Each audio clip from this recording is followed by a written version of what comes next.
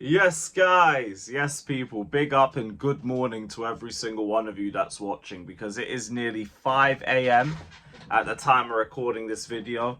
We have just beaten Esperance de Tunis 3-0 in what, again, felt like a Conference League match. But it's been a day that has looked worrying, has had its chaotic moments, and has ultimately turned out to be another day that's worked out all in our favour. From Bayern Munich losing their game, meaning that they are now on the other side of the bracket away from us. From us finishing second, now not even being a bad thing, to us winning 3-0 with Parma and Caicedo all having no minutes and a perfect bit of rest for them. We've had debuts for the likes of Sarr, for Asugo. We got a goal for Tyreek George, an assist for Andre Santos. We got Andre Santos minutes. We got a double for Enzo Fernandez, and what looks like the start of a nice partnership between him and Liam Delap, because both of them look like they were like combining very well for periods in the game. We got an easier route to the final. What's there to complain about? Absolutely nothing to complain about. I know people bring up transfers. We're not talking about transfers today. Let's throw that in the back burner. We'll deal with that when I wake up. But from a Club World Cup perspective, couldn't have been better. Couldn't have been better if we asked for it. Flamengo, you take the W. Take the victory. It's alright. It looks like it worked out pretty well for us. We are through. We are facing Benfica. We get the Europa League rematch instead of the Champions League rematch. And if we get that, we get the winner of Botafogo versus Palmeiras, which could give us a chance to give Esteval a little bit of character building if we knock him out. And then I think it was potentially depends on if Manchester City beat Juventus or not. So we're going to have to keep an eye out on that one. But suddenly our hopes look a little bit brighter in that competition.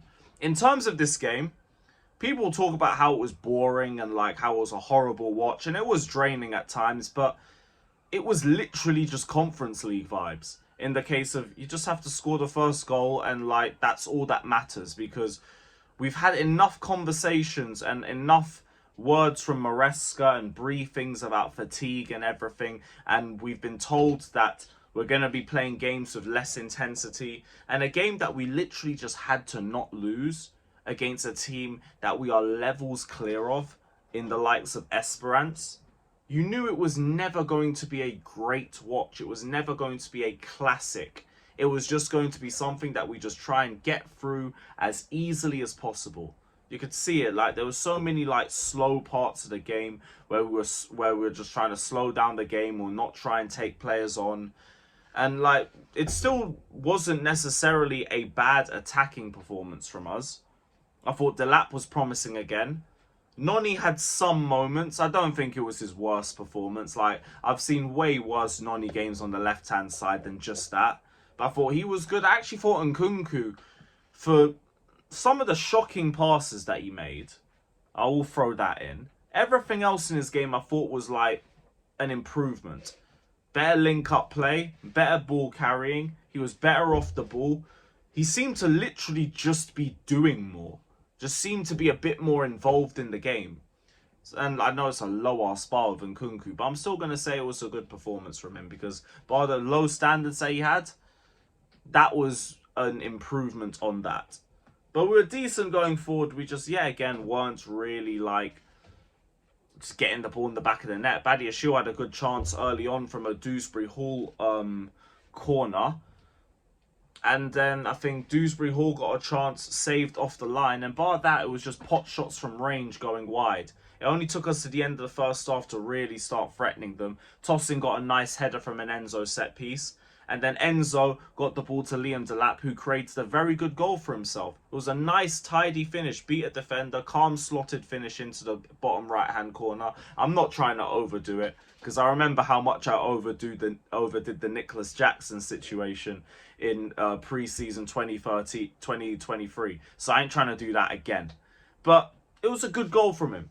And honestly, Delap was one of our better players. I thought Delap, Enzo, Tosin, and I think that'll be about it. Looking at the lineup, Tosin, Enzo, Delap, maybe Nkunku.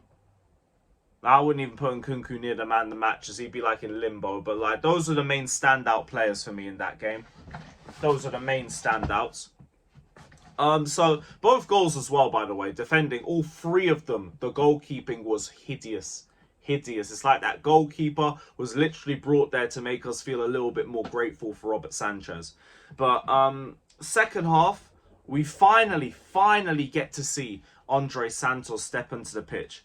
Asugo as well. They both get a decent amount of minutes, but you see exactly why both of them aren't starting. They're still raw. They still look a bit rusty, like they're still getting to know their roles in the system and they're still trying to understand their responsibilities on the pitch. And it's fine. A lot of people went the other way with Santos and started overdoing the criticism of him because he didn't come in and immediately drop a man of the match. We're not doing that. It wasn't a great cameo from him. He's still got an assist. I don't care. I just want him to have more minutes so he understands the system. Same energy to Asugo. Both of them look like they just need a bit more understanding of what they need to do. They just seemed a bit like they're like a fish out of water in that system. So they just need a bit of time to adapt personally. But we had some shots go over the bar. Like Enzo Fernandez was very active after the first 30 minutes. I thought he was anonymous at the start. Some nice pass from deep, but like that was about it. You didn't really see too much of him in terms of like influence and impact. But from the end, from like the 30th minute onwards, I thought like he was just getting involved in terms of like trying to have shots, finding Liam Delap, creating chances, and everything from him was much better at that point. We get a late goal from Tyreek George. Again, hideous goalkeeping. But it was another game where we were just in complete control from start to finish, and like we didn't really like strangle them or like absolutely bully them, but we didn't have to do it because all we just had to do was see the game out.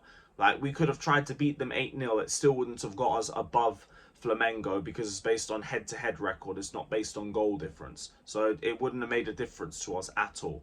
It was literally just get everybody through, fit, healthy, and with no one feeling ill, like you're playing in 38 degrees in a post-season tournament that they're not used to and that they probably shouldn't be playing with the amount of minutes that both teams have already played so far in their respective competitions. But here we are.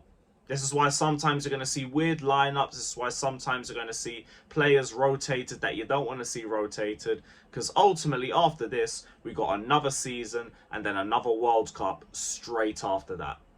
How are these players getting through it? I don't know. But that's why we got to try and get through this with rotation.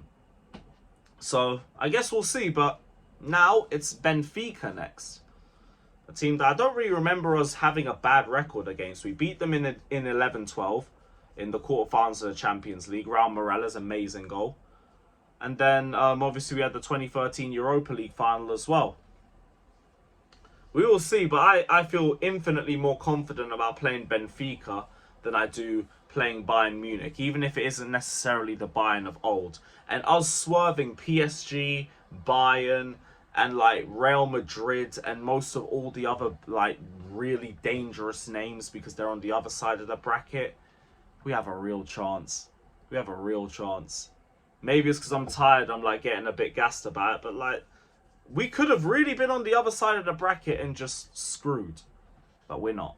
So, love to see it. Love to see it.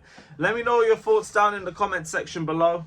My man of the match would have been anyone out of Delap, Enzo, or what's it called? Or Tosin. Actually, no, it wouldn't even necessarily be Tosin. It'd probably be more just Delap or Enzo. I thought Achimpong was very good, by the way. I can't believe I've gone through this entire video without even mentioning Achimpong. Achimpong was so good. Again, Gusto. You, where's the camera? Where's the, you?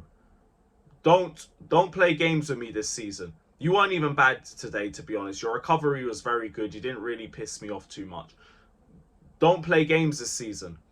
Because I will run the nastiest Achimpong agenda on your head top.